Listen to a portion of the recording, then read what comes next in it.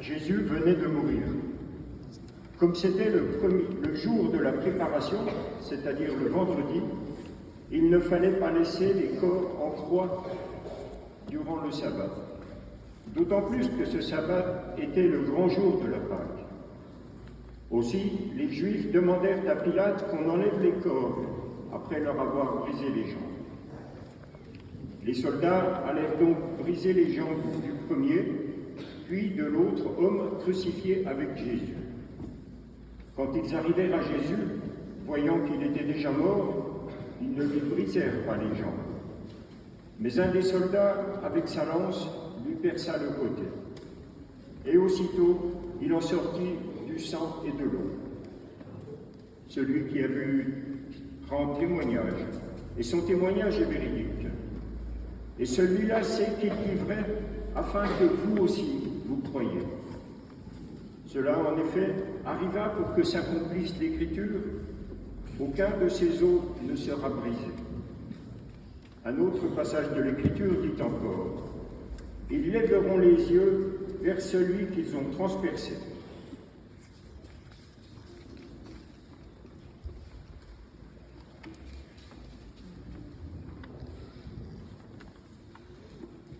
Acclamons la parole de Dieu. Louange à toi, Seigneur Jésus.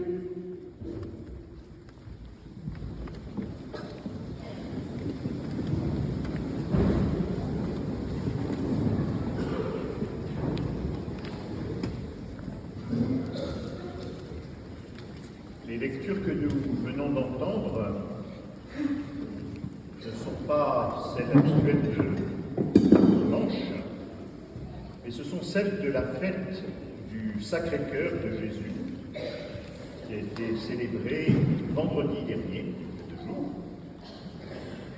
Fête du Sacré-Cœur qui nous dit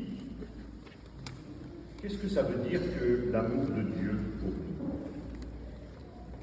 Comment est-ce que Dieu nous aime? Comment est-ce qu'il vient nous rejoindre dans notre vie? Comment est-ce qu'il vient nous transformer? Alors on a entendu d'abord avec le prophète Osée. Osée, il parle de la relation de Dieu avec son peuple, avec Israël, depuis toujours. J'ai aimé Israël dès son enfance, autrement dit dès l'origine. Et pour le faire sortir d'Égypte, j'ai appelé mon fils. Il prend la comparaison comme si le peuple était un petit enfant qu'il a conduit par la main et qu'il a fait grandir. C'est moi qui lui apprenais à marcher en le soutenant de mes bras. Et pourtant, ce que note le prophète, c'est que le peuple n'a pas reconnu son Dieu, n'a pas été fidèle à ce que Dieu pouvait lui demander. Et alors, quelle est la réaction de Dieu? Non pas une réaction de rejet, de condamnation, mais une réaction de pardon. Dieu est toujours celui qui tend la main, quelles que soient les difficultés du chemin.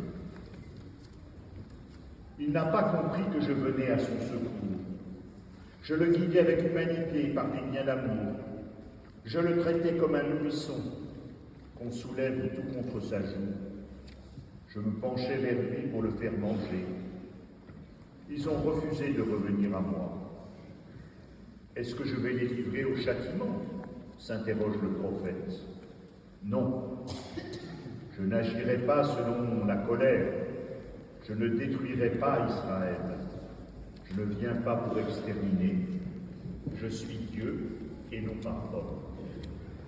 Autrement dit, par la voix du prophète Osée, Dieu dit qu'il n'abandonnera jamais son peuple et que toujours il lui tendra la main et que toujours il sera prêt à lui pardonner. Alors ça, c'était au temps du prophète Osée, au temps de l'Ancien Testament, du peuple d'Israël. Mais cela reste vrai pour nous aujourd'hui, qui que nous soyons, où que nous en soyons sur le chemin de la foi. Le Seigneur toujours nous appelle, nous tend la main, et personne ne peut se dire « finalement je suis trop loin de Dieu » ou « ma vie elle est trop difficile ou trop cabossée et Dieu ne peut pas s'intéresser à moi ». Non, ça n'est pas ainsi. Et Dieu toujours, comme l'avait dit le prophète Osée, revient pour lui tendre la main. Dans la lettre aux Éphésiens, Paul, avec son ardeur et sa fougue habituelle, décrit cette insondable richesse du Christ. Qu'est-ce que ça veut dire que le Christ nous a aimés? Comment est-ce qu'il nous a aimés? Il nous rappelle que le projet éternel de Dieu, c'est dans ce Fils, Jésus, qu'il l'a accompli. Dieu a tant aimé le monde qu'il a donné son Fils, qu'il a envoyé son Fils, Jésus, qui a partagé en toutes choses notre condition humaine, nos joies, nos peines, notre espérance, nos projets.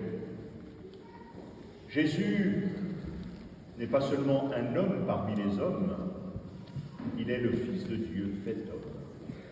Et parce qu'il est le Fils de Dieu fait homme, il nous montre jusqu'où va l'amour de Dieu pour chacun de nous.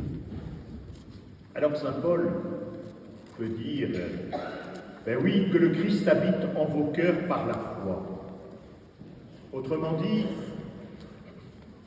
quelle est la place de Jésus dans notre vie? Comment est-ce que nous lui laissons, nous le reconnaissons comme l'envoyé du Père, comme celui par lequel l'amour de Dieu se rend présent à nous? Alors il le dit, il le précise, restez enracinés dans l'amour.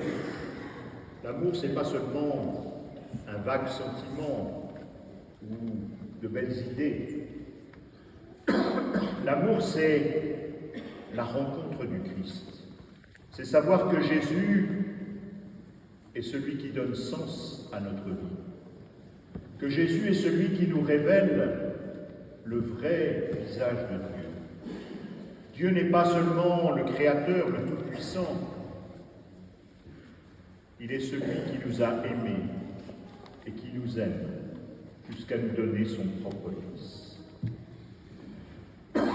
Alors, nous dit Paul, si vous êtes enracinés dans l'amour, établis dans l'amour, l'amour de Dieu, l'amour des autres, ne jamais séparer l'un de l'autre, alors vous serez capables de comprendre, dit-il, la largeur, la longueur, la hauteur, la profondeur de l'amour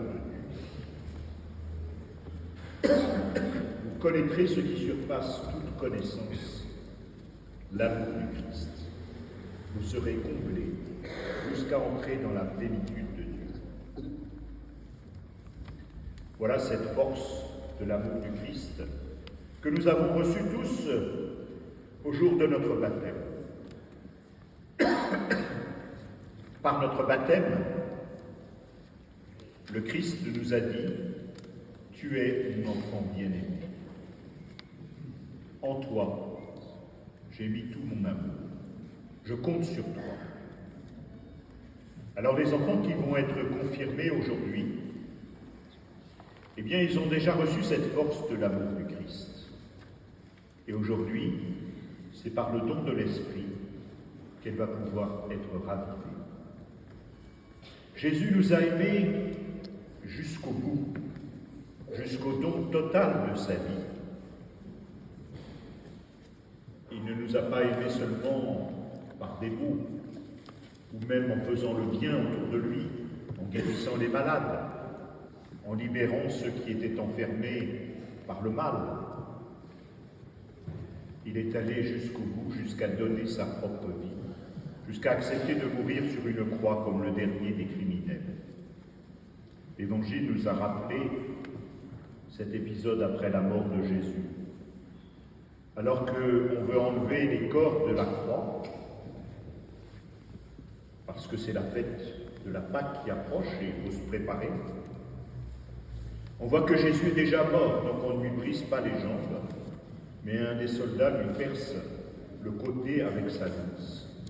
Et nous dit Saint Jean, il en sortit du sang et de l'eau. Ce n'est pas seulement un détail un peu sordide, c'est signifier symboliquement que par la mort du Christ, c'est l'Église, ce sont les sacrements qui vont naître. Le sang du Christ que nous célébrons dans chaque Eucharistie, son corps et son sang donnés comme une nourriture, et l'eau qui nous rappelle le baptême par lequel nous partageons la vie de Dieu. Alors l'Esprit Saint que Jésus a promis à ses apôtres en disant « Quand je ne serai plus présent parmi vous, je vous enverrai l'Esprit Saint ». L'Esprit Saint, il a transformé la vie des apôtres.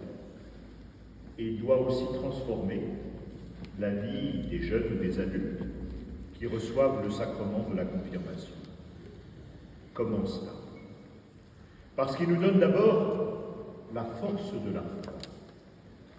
Nous savons bien qu'aujourd'hui, ça n'est pas si facile que cela d'être chrétien dans un monde qui largement ne l'est plus.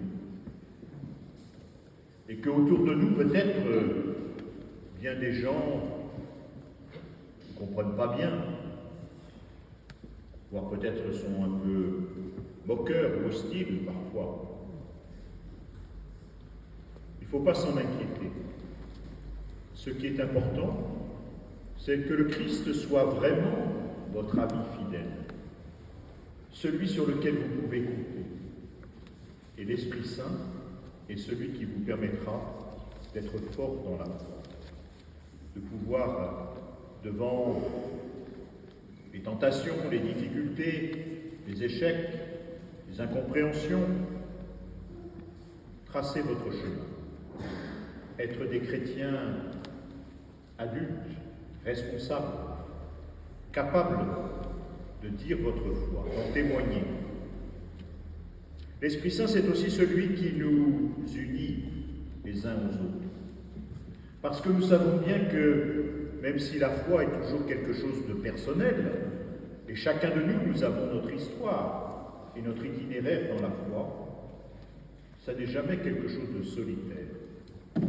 Et nous avons besoin les uns des autres pour grandir dans la foi, pour la partager, pour la faire vivre, pour la célébrer.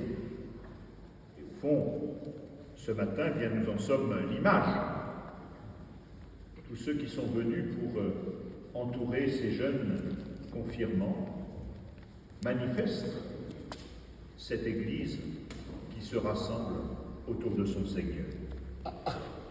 L'Esprit Saint nous donne la force, l'Esprit Saint nous rassemble, l'Esprit Saint nous permet d'être des témoins. Comment est-ce qu'on peut être témoin de Jésus?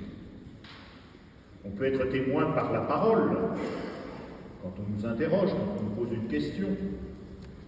Ben tiens, toi tu as fait ta confirmation, qu'est-ce que ça veut dire? Il ne faut pas avoir peur, et même si vous n'avez pas forcément tous les bons mots, ce qui est important c'est que vous soyez capable de dire quelque chose qui soit vrai, qui sorte de votre cœur, que vous pensez. Est-ce que c'est important pour vous que d'être chrétien, que d'avoir reçu le Saint-Esprit et de vouloir poursuivre votre chemin de foi? Mais le témoignage du chrétien, s'il est par la parole parfois, il est aussi et surtout par notre vie, par notre manière d'être, par nos choix, par nos comportements. Comment est-ce que, en nous voyant vivre, les autres peuvent se dire « mais lui ou elle, qu'est-ce qu'il habite? Quel est son secret? Qu'est-ce qu'il y a au fond de son cœur dans sa vie? Pourquoi est-ce que le chrétien, c'est quelqu'un qui va chercher à s'intéresser aux autres, qui va chercher à partager, qui va être attentif à ceux qui sont dans la difficulté. Pourquoi est-ce que le chrétien, c'est celui qui va chercher, même si c'est très difficile, à pardonner? Pourquoi est-ce que le chrétien, c'est celui qui veut faire la paix? Alors voilà, c'est par cela que nous sommes témoins de Jésus. Alors ce matin, en priant pour tous nos confirmants, eh bien, demandons au Seigneur que le don de l'Esprit ravive leur foi, que le don de l'Esprit permette à tous ceux qui, dans notre assemblée, partagent la foi chrétienne, de se sentir un peu plus responsables du témoignage de celle-ci, davantage concernés par le fait de trouver et de dire la joie qu'il y a, la confiance qu'il y a, la paix qu'il y a à être disciple de Jésus. Oui, l'amour de Dieu s'est manifesté en Jésus, il nous rejoint, et c'est à nous de pouvoir en être modestement, chacun pour notre part, là où nous sommes, des témoins. Amen.